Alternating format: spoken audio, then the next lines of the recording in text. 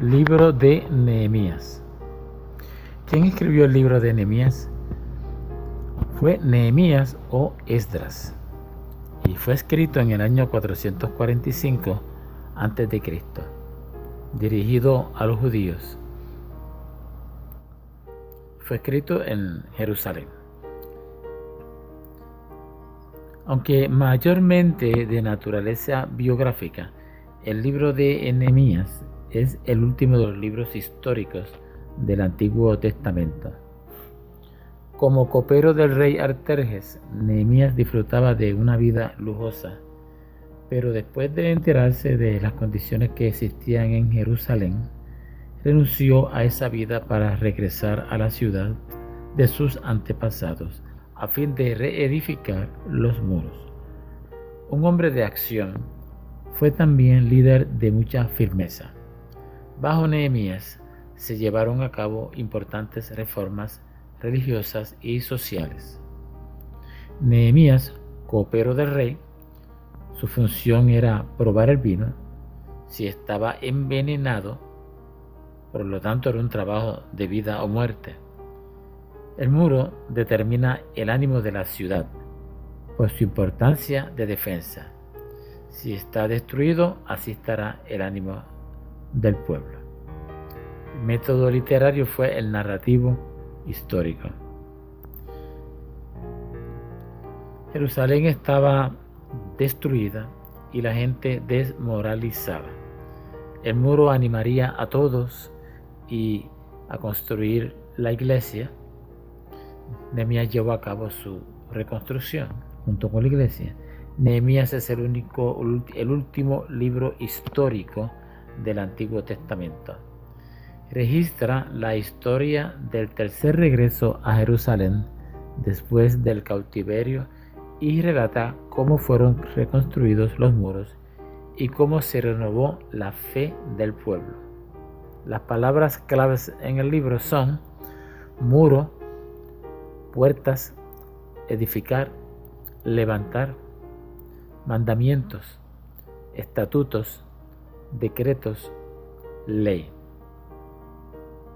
La cobertura histórica va desde el primer regreso, año 539 a 538 a.C., hasta el fin del siglo XV.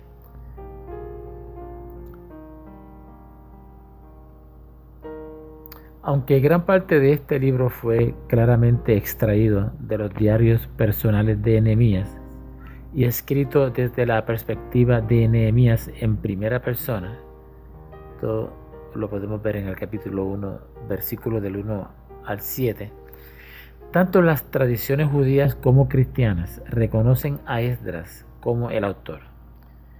Esto está basado en evidencia externa de que Esdras y Nehemías eran originalmente un libro, como se refleja en la Vulgata. También está basado en evidencia interna, tal como el tema continuo de la mano de Jehová, el cual domina tanto a Esdras como a Nehemías. Los acontecimientos en Nehemías 1 comienzan a finales del año 446 a.C., el año 20 del rey persa Artajerjes, que fue en el 464 al 423 a.C. Fiel a la promesa que Dios hizo de juicio, él trajo a los asirios y a los babilonios para disciplinar a Judá e Israel, quienes habían desobedecido. En el año 722 a.C., los asirios deportaron a las 10 tribus del norte y las dispersaron por todo el mundo que en ese entonces se conocía. Varios siglos después, alrededor del año 605 al 586, Dios usó a los babilonios para saquear y destruir y casi despoblar a Jerusalén.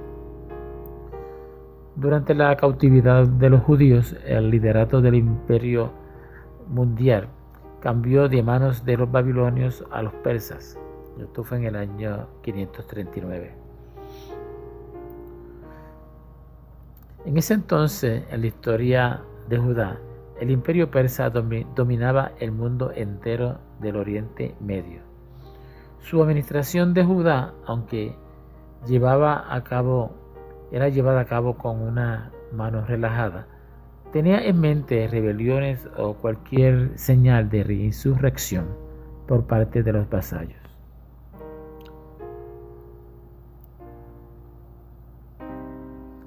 Un tema constante es la atención cuidadosa en la lectura de la palabra de Dios para cumplir su voluntad. El avivamiento espiritual vino en respuesta a la lectura que Esdras hizo de el libro de la ley de Moisés, capítulo 8, versículo 1. Después de leer, Esdras y algunos de los sacerdotes cuidadosamente explicaron su significado al pueblo que estaba presente. En el capítulo 8, versículo 8. El día siguiente, Esdras se reunió con algunos de los jefes de las familias, los sacerdotes y levitas, para entender las palabras de la ley. Capítulo 8, versículo 13. Un segundo tema principal es la obediencia de Nehemías, a la cual se hace referencia explícitamente a lo largo del libro, debido al hecho de que el libro se basa en las memorias o los relatos en primera persona de Nehemías. Dios llevó a cabo su obra a través de la obediencia de Nehemías. No obstante, él también llevó a cabo su obra a través del corazón de los que estaban erróneamente motivados, los malvados corazones de sus enemigos. Los enemigos de Nehemías fracasaron no tanto como resultado de los éxitos de las estrategias de Nehemías, sino porque Dios había desbaratado el consejo de ellos. Capítulo 4, versículo 15.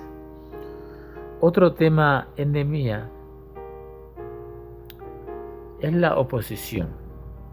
Los enemigos de Judá comenzaron a esparcir rumores que decían que el pueblo de Dios se había rebelado en contra de Persa.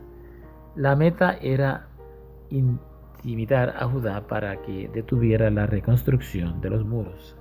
A pesar de la oposición de afuera y la terrible corrupción que rompía el corazón y la disensión de adentro, Judá terminó los muros de Jerusalén en tan solo 52 días. Lo encontramos en el capítulo 6, versículo 15 de Nehemías.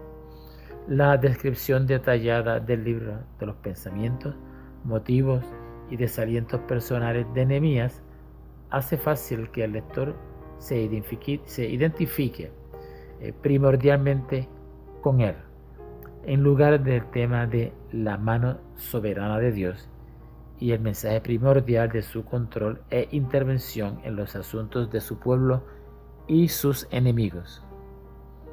El libro de Nehemías muestra cuánto puede lograr Dios a través de la fidelidad y generosidad de los suyos.